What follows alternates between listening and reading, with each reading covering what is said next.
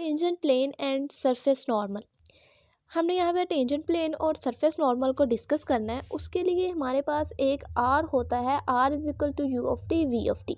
ये हमारे पास एक सरफेस है, be a general curve lying on the surface passing through U T U we.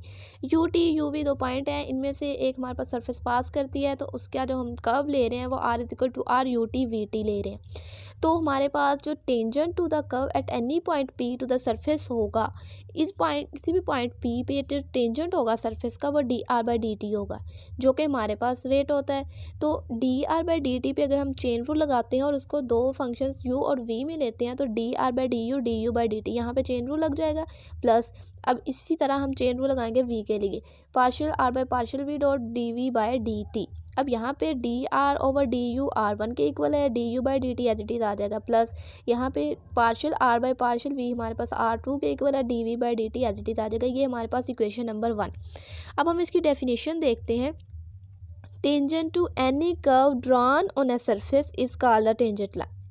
अब हमारे पास किसी भी कर्व पे जो हम टेंजेंट ड्रॉ करते हैं उसको हम tangent line to the surface बोलते हैं। अब इक्वेशन नंबर 1 से हमने क्या देखा कि जो tangent vector D R by D T था, ये लीनियर कम्बिनेशन था कौन से वेक्टर्स का, R1 का और R2 का। जैसे ये देखें, जो D R by D T है वो कम्बिनेशन है R1 प्लस R2 का, D U by D T D V by D T. ये तो जो हमारे पास फंक्शंस यू वी है ना, तो उनको शो कर रहा है। सिंस अब हमारे पास जो R1 क्रॉस R2 है ये ज़ीरो नहीं हो सकता, क्योंकि R1 और R2 जो है वो नॉन ज़ीरो है और इंडिपेंडेंट है। तो इसका मतलब जो टेंजेंट टू डिफरेंट कर्व्स होगा through P on a surface lie in a plane containing two independent vectors. तो इसका मतलब हम कह सकते हैं कि कोई भी टेंजेंट जो कर्व पे हो वो दो इंडिपेंडेंट वेक्टर्स पे कंसिस्ट कर सकता है। दो इंडिपेंडेंट वेक्टर्स कौन से हो सकते हैं, R1 R2 at P। This place is called the tangent plane. अब वो वाला प्लेन जिस प्लेन में दो इंडिपेंडेंट वेक्टर्स हमारे पास एग्जिस्ट करते हैं पॉइंट P पे, उस प्लेन को हम कहते हैं टेंजेंट प्लेन एट P। अब इसी से रिलेटेड हमारे पास एक थ्योरम है, the equation of a tangent plane at P on a surface with position vector is equal to R is equal to R U V is either. अब हमारे पास इक्वेशन हमने टेंजेंट प्लेन की निकालनी है जिसमें हमारे पास R is equal to R U V है।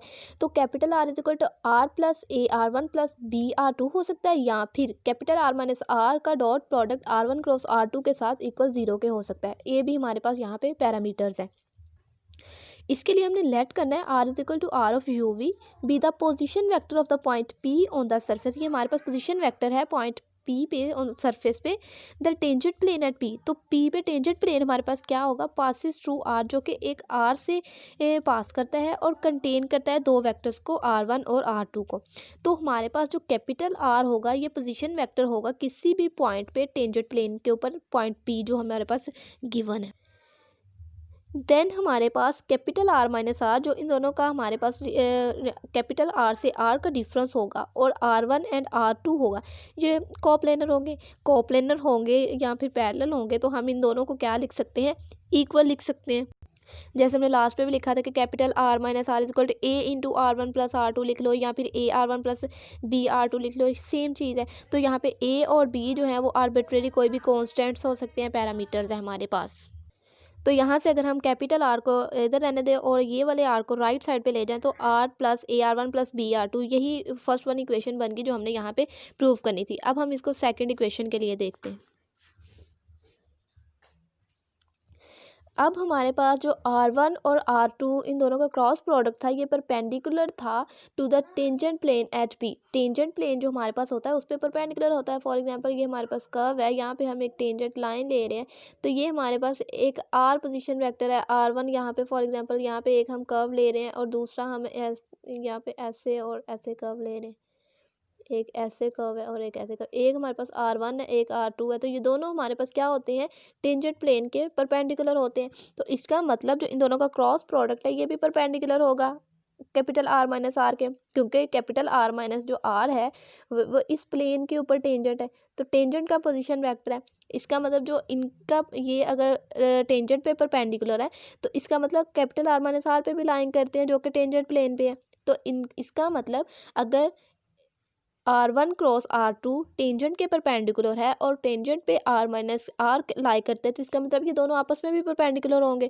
अगर ये आपस में दोनों परपेंडिकुलर होंगे तो इनका डॉट प्रोडक्ट इक्वल आ जाएगा 0 के। यही हमारे पास सेकंड इक्वेशन थी, capital R minus R dot R1 cross R2 is equal to 0, जो हमने इस थ्योरम में प्रूव करना था। नेक्स्ट इसी से रिलेटेड हमारे पास सेकंड डेफिनेशन है, the normal to the surface at P is a line through P and perpendicular to the tangent plane at P. हमारे पास normal to the surface at P, normal किसी भी point P पे हमारे पास line होती है किसी भी पॉइंट पी के थ्रू, जो कि परपेंडिकुलर होती है हमारे पास टेंजेंट प्लेन एट पी के। अब हमने इसको कैसे प्रूव करना है, अब हमें पता है कि जो R1 और R2 होता है वो टेंजेंट प्लेन पे लाई करता है पॉइंट पी पे और पास करता है कैपिटल पॉइंट पी से, और जो नॉर्मल होता है वो हमेशा परपेंडिकुलर होता है R1 एंड R2 के, और ये पैरेलल होता है हमारे पास R1 क्रॉस R2 के। अब नॉर्मल हमारे पास क्या होता है, परपेंडिकुलर। अब हमारे पास ये एक कर्व R1 है, जैसे मैंने यहाँ पे भी एक्सप्लेन किया था थोड़ा सा, कि अगर हमारे पास एक कर्व R1 है दूसरी कर्व R2 है और ये हमारे पास क्या है, टेंजेंट पे लाई, ये टेंजेंट में से गुजर रहे हैं ना, ये टेंजेंट पे लाई कर रहे हैं, तो ये टेंजेंट पे जो लाई कर रहे हैं, अगर यहाँ पे मैं एक नॉर्मल ले लेती हूँ तो ये नॉर्मल के पैरेलल हो जाएंगे, लेकिन ये टेंजेंट के परपेंडिकुलर है। अगर हम इन दोनों का क्रॉस प्रोडक्ट ले लेते हैं और वो परपेंडिकुलर हो जाता है, लेकिन ये नॉर्मल के क्या होते हैं, पैरेलल होते हैं।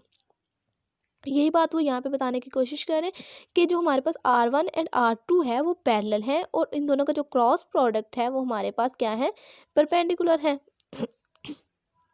As in the adjoining figure.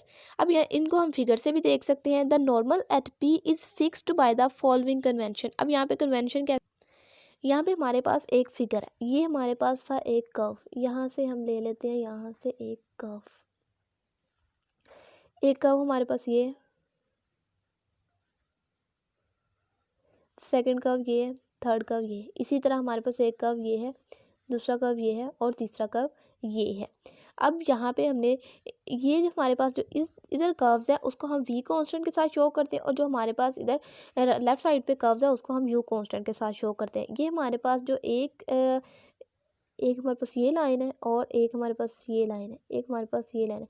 अगर फॉर एग्जांपल हम इसको R1 कहते हैं, इसको R2 कहते हैं, और ये हमारे पास इसके ऊपर नॉर्मल है, तो जो हमारे पास नॉर्मल है वो फिक्स्ड है। अब यहाँ पे हमारे पास जो n है वो डिनोट करता है यूनिट नॉर्मल को पॉइंट P पे, ये हमारे पास पॉइंट P है, और हमारे पास जो R1 और R2 है और n है, in this order should form a right handed system. Because देखें यहाँ पे R1 है, ये R2 है और ये R3 है। अगर हम इनको म्यूचुअली देखते हैं तो ये इसके साथ 90 एंगल है, ये इसके साथ 90 एंगल है, ये इसके साथ, इसका मतलब तीनों आपस में मिलके क्या बनाते हैं, एक राइट हैंडेड सिस्टम बनाते हैं।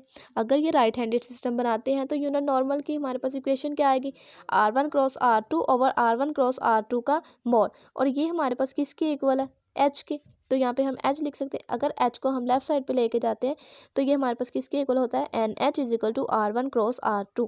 जो हमारे पास R1 क्रॉस R2 है वो कभी भी 0 के इक्वल नहीं होता, और जो H है वो मोड R1 क्रॉस R2 के इक्वल होता है, ये भी 0 के इक्वल नहीं होता। तो इसका मतलब जो पॉजिटिव नंबर NH है वो इक्वल आ जाता है R1 क्रॉस R2 के।